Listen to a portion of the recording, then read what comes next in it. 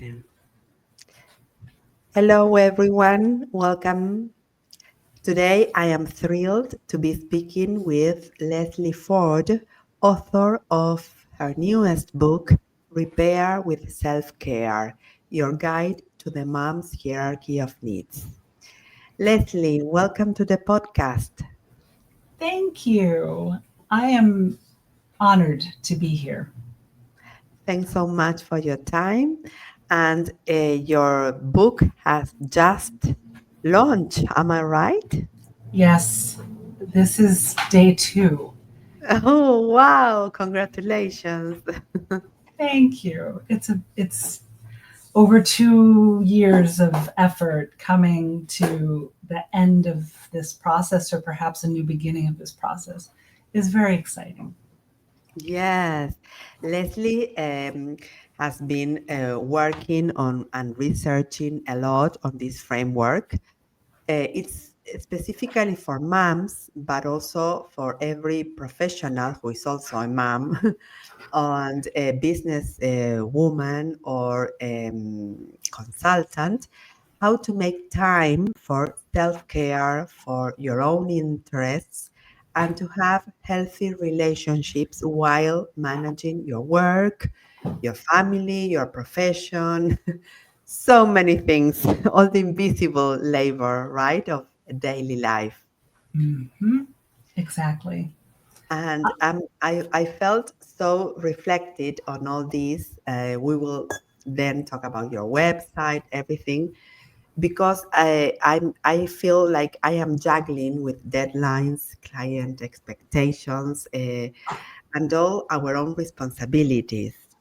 So, Leslie, I really love your work, all the research that you have been doing throughout almost your whole life.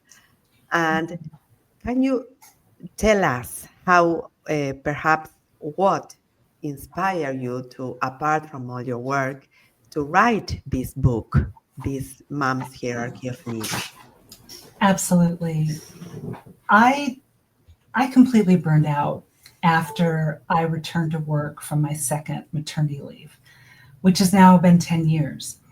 And at the time, I thought everything would be fine. The first return to work was a little bit bumpy, but in the second one, I had taken on a new role and expanded responsibilities while I was pregnant.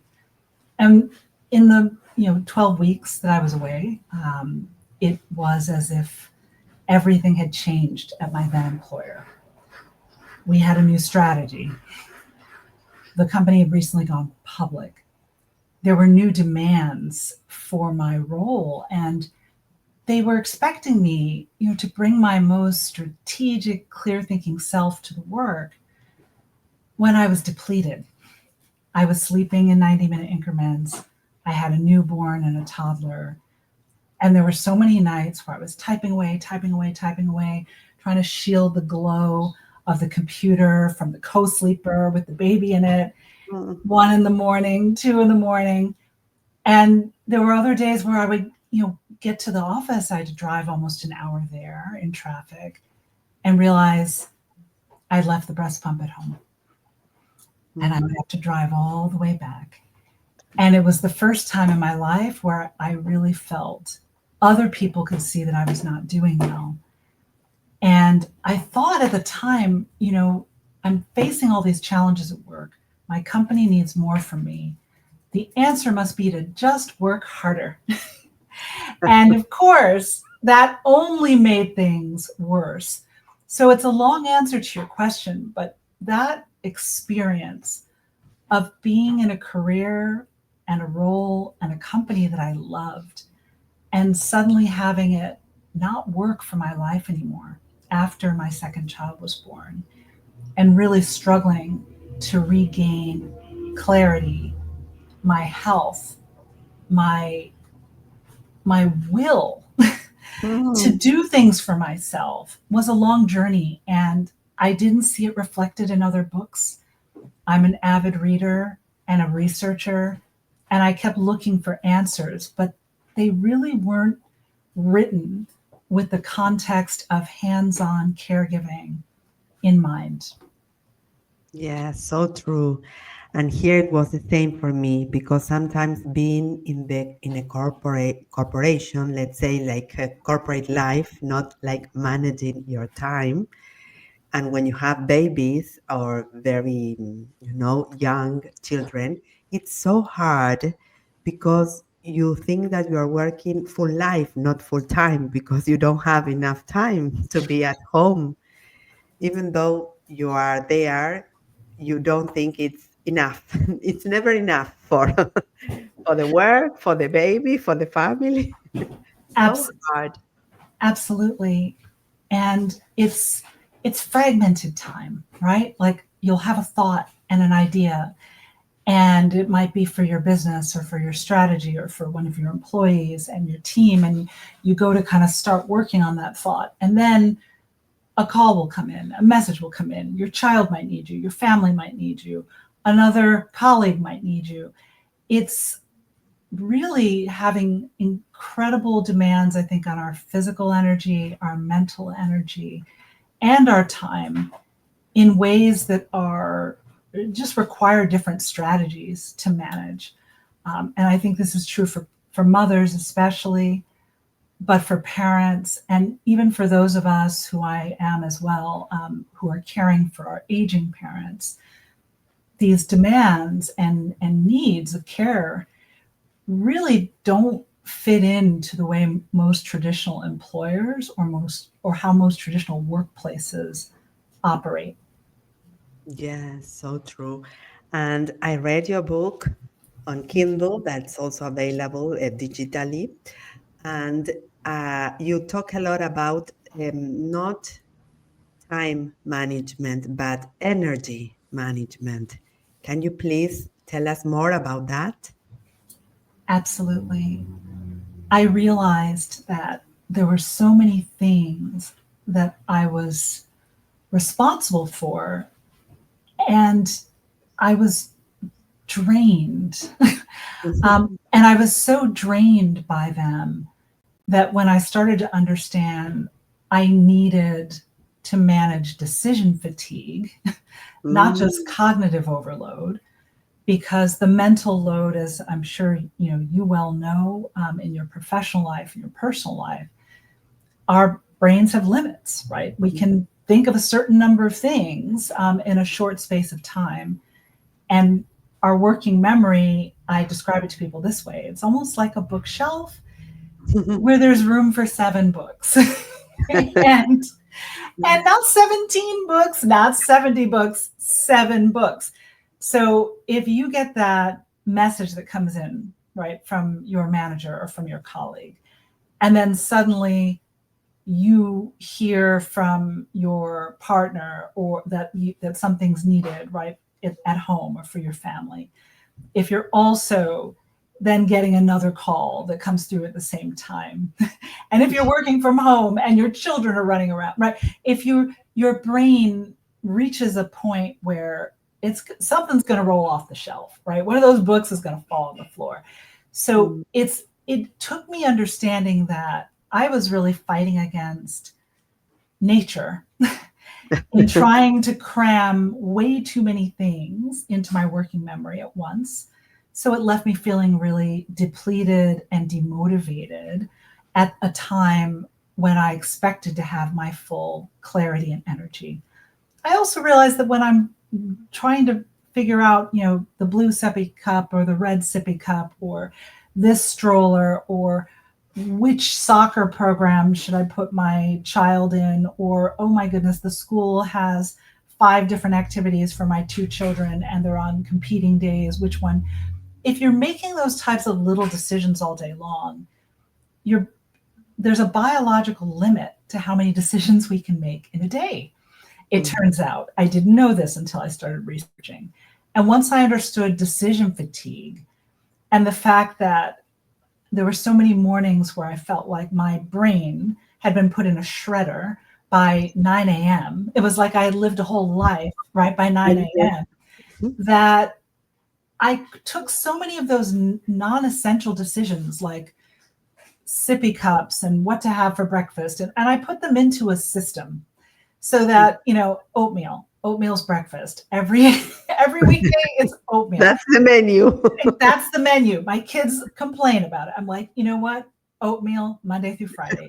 You will get French toast on Saturday and Sunday, but Monday through Friday it's oatmeal because I don't want to spend my precious brain space worrying about what to serve for breakfast or what type of cereal. They're like, Mommy, all the other kids have colored cereal. I'm like, oatmeal is a cereal. So explaining to them and setting some, limits on my mental energy and my time allowed me to use mornings and critical windows when I felt the most energetic to do my deep work, to do strategic work, writing, planning, client work, instead of figuring out whether the blue or the red sippy cup or what kind of breakfast or what type of day I was going to have. Picking out shoes, Mm. grocery shopping online. Like I pushed all those things into night or into specific days of the week so that I was freed up to feel more alert and clear, and not that I was being kind of nibbled to death by, 1,000 tiny decisions all day long. So those were two concepts that really helped me understand why I was feeling so depleted, mentally depleted, and shifting how I worked into a way that allowed me to regain and harness all the creative problem solving that was the hallmark of my career until that point. Mm. Yeah, so true. Energy is like underestimated, I think, for most of us because we think it's limitless and it's not. This year in March, I ran a half marathon with some friends and colleagues. It was very, very nice, a very beautiful experience. And I bought a Garmin clock just for the running, to be connected with all the people. But this clock every day reminds me of my body battery. There's a part that says body battery, and sometimes, like the cell phone, 20%, and it's just 8 a.m. How, you know, and that a.m. depleted, exhausted. And so I have to, like, as you said, be more conscious and take time to rest, to have better sleep at night, and take, as you said, well, repair with self-care. That sometimes you think you are in charge, but when someone or something lets you know or tells you like, no, this is not like, you say, wow, so true. What can we do without energy? Absolutely. Well, and you described something else that's really important as well. When you trained for that half marathon, for me, running is a form of my medicine, and running every day and maintaining both a movement practice where I'm physically kind of active, but also spending time outside every day. Mm. Those practices have been transformative for my health and well being and my energy and my clarity. So that's another form of fuel that we often overlook when life gets busy. And making that a priority, even if you have to move it around, right? Maybe there's days where you have a lot of meetings one morning or you're traveling. It might mean that you can't get in a 30 or 45-minute run or walk or yoga class, whatever you enjoy for movement, but maybe it's 5 to 10 minutes or 15 minutes. So another principle that I really spend time on in the book and that I think is really important is finding a way to adapt those sources of fuel that make you feel whole and make you feel repair and make you feel restored. Sleep is a fundamental one, as you mentioned. It's hard to really, it's hard to adjust or work around our body's need for sleep. But movement and other forms of stress management, if you can't have an hour or a half hour take 5 minutes, take 10 minutes, do something in service to your own well-being every day. Yes. Also, you say that there are many barriers that we perhaps put, every day for many independent professionals because we feel guilty if we prioritize or we make time for that. What do you think, according to your research and your book, are the most common barriers that you have seen and how people can start breaking them and making themselves a priority? Absolutely.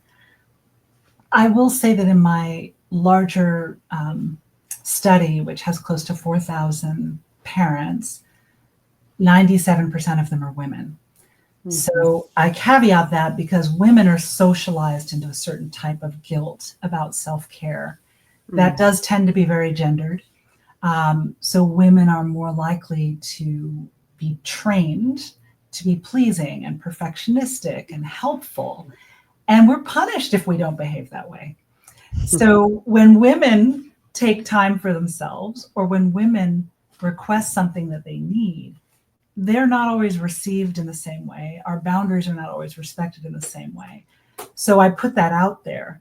So I see an incredible amount of guilt about not being available to their families as much as possible. That's typically number one, followed by feeling guilty about not being available at work as much as possible or to their colleagues as much as possible as numbers two and three. If I'm running a study inside of an employer, I typically work with organizations to support the workforce, often parents and caregivers.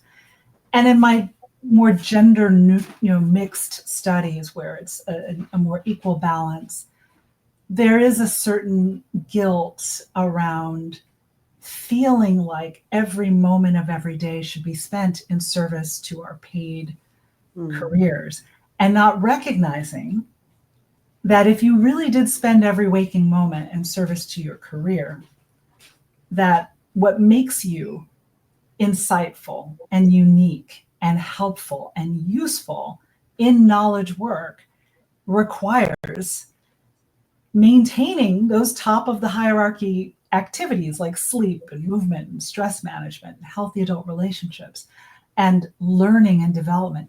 If you don't maintain those practices for yourself, very quickly burnout sets in, fatigue sets in.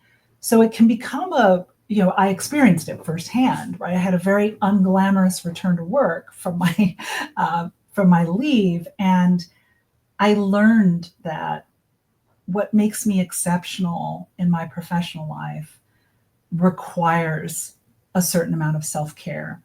And if you understand that burning out isn't good for you, is certainly not good for your family or your career, then you can make some different choices from a place of confidence. So true. I also love the hierarchy of needs, like the pyramid that is on your website, whereas like the bottom are like the basic needs or the well-being of all the family, and at the top of the pyramid, our, of course, self-care and interests, right?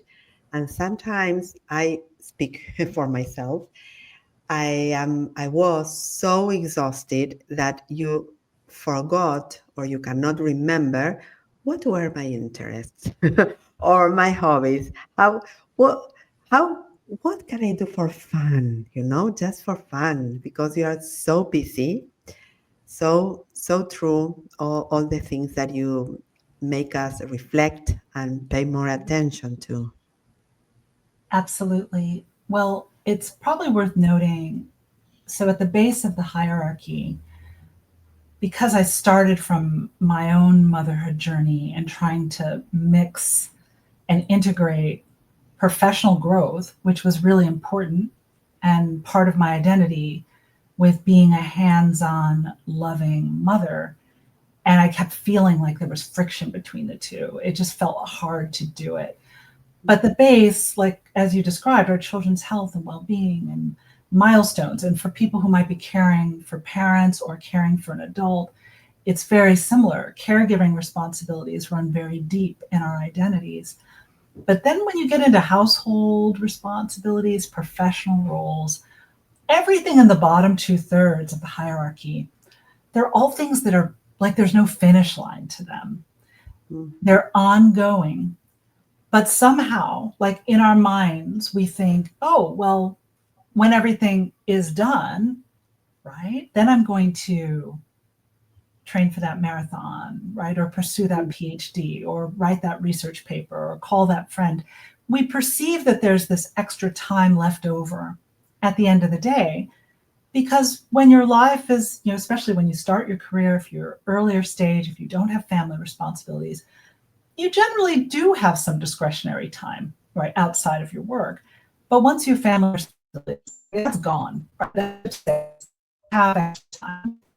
And then you have to get very strategic about managing things that are by definition never done, and understanding that and being very intentional about making time for those things at the top that feel optional, but sleep and movement and stress management and learning, that's the creative fuel, right? That's what makes us feel alive and feel connected to our identities, to the purpose in other areas of our life.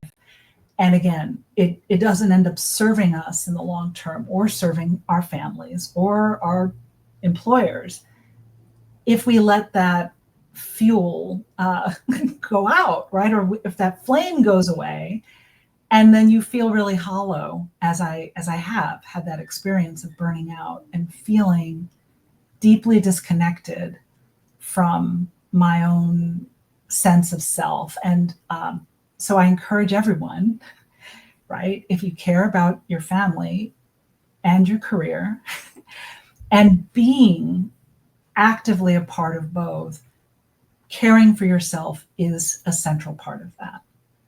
Yes, and to remember that like every single day, because sometimes we know, we are aware, we read.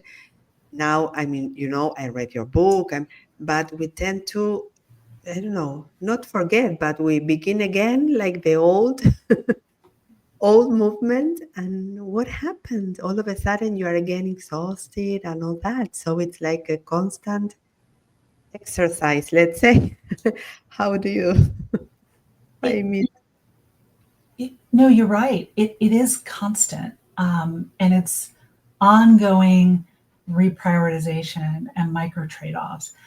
And it's worth noting, depending on what environment you're in and where you live, some companies have really great infrastructure for employees with flexibility, policies and benefits that support caregivers. And a lot of my research is into that, right? Like how, as an organization, can you support people feeling like they can be their whole selves, and honor their caregiving responsibilities and still grow, right, professionally.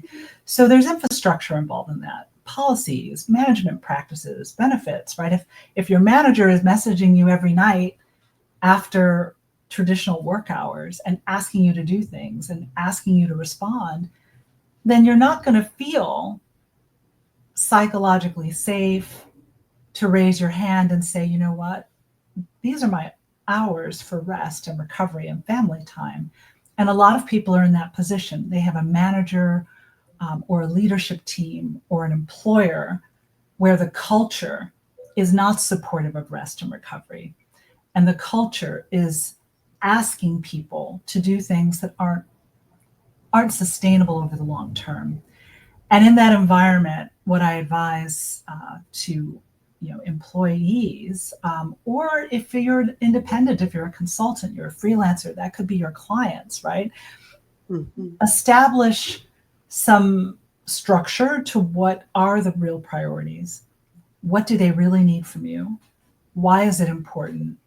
And navigate how to deliver that in a way that gives you the repair and the recovery time you need.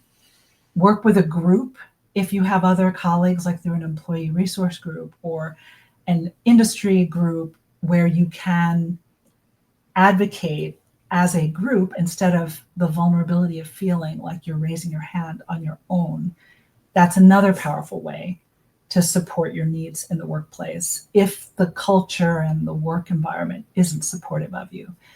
And then, of course, the third thing, if you have some trusted people, a mentor, an advisor, a sponsor, somebody who is in a leadership role or has social power, having a one-on-one conversation with someone you trust and expressing where you're having challenges and asking for advice and asking for support, that somebody with the social power and the seniority in that organization or in that industry might be able to advocate on your behalf. So I think it's important for people to know it's not just you. You're not doing things wrong. You're not ignoring your health. You're often being told to ignore your health. You're often in an environment that is encouraging you to ignore your health directly or indirectly. So it requires like pushing against that and finding a strategy that allows you to maintain your career. I'm not saying go in and, quit your job, because that may not be in your best interest, but finding a strategy that allows you to carve the space you need in your life and perform to your, highest abilities. Exactly. You offer at the end of the book also, apart from that, many tools that we can also apply and implement. And as you said, there are many resources available that we have to seize and try to be there, prioritize ourselves, not as a selfish thing, but as a, perhaps as you said, the best thing that we can do for not only for us, but for the people around us and our clients and colleagues, everyone involved. Absolutely. Well, it's not, again, not to go too far onto the employer or business side, but, it's not accidental that organizations are supplying people with, you know, um, meditation apps and memberships and wellness benefits. And back pre-pandemic, nap rooms were all the rage, standing desks, gym memberships, right? Organizations are spending money on those benefits because they understand that healthy employees are more productive, happier, have less absenteeism, and use less health insurance, right? If we're talking about the United States, right, where health insurance is so tightly tied to employment. So organizations make these investments because they understand wellness is in their best interest too. It just doesn't always filter that way into how leaders and managers operate. So if you go in empowered, understanding that, it allows you to have those conversations, right, from a place of clarity and ideally from a place of strength where you're reminding people around you that they're the ones who are throwing all these wellness benefits your way, and you just need some time to avail yourself of those things, and that they're signaling to you that this is important. You agree that it's important. So how do you, right, find a path where you are supported in being able to have the rest, the family time, the caregiving time, and the career growth time that you need? Exactly. And Leslie, as you know, this space cares also a lot on attitude because we think attitude is key. And I would like to know what is your favorite, I always ask this, your favorite word or phrase or something that you live by, perhaps a mantra, to share with our audience today. Abundance. That is a Mhm. word that I have had as an aspirational state of mind. There are times, as you described, right? The day is busy.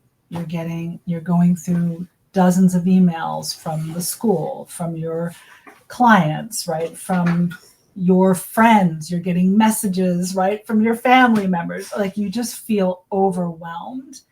And that sense of overwhelm can start to feel like there just isn't enough. There's not enough time. There's not enough energy. There's not enough money. There's not enough resource. And so abundance is a counterweight to that type of thinking when I slip into that type of thinking. So I try to retain that in my mind, not always successfully, but I try. That's important to try and repeat and iterate every day. Thanks a lot, Leslie. It's been a pleasure talking to you today. I will love everyone who is well in the States. They can order your book via Amazon. Is it available also online and in paper copy? Absolutely. Amazon, Barnes and Noble, Bookshop, like the favorite booksellers, you should be able to order it. I've had some of my family is from Barbados. I grew up in both countries, and I've had some of my relatives overseas order it. So it is available, and I would be honored for people to order it, buy it, read it, Yeah, whether you are in a mom or a parent or a leader and part of an organization that cares about integrating work and life. exactly. I think the whole world is interested in this because it's key to move forward and to keep on learning and growing in our business lives and then in our family and personal lives as well. Absolutely. Thanks so much, Leslie. Thank you. It was a pleasure.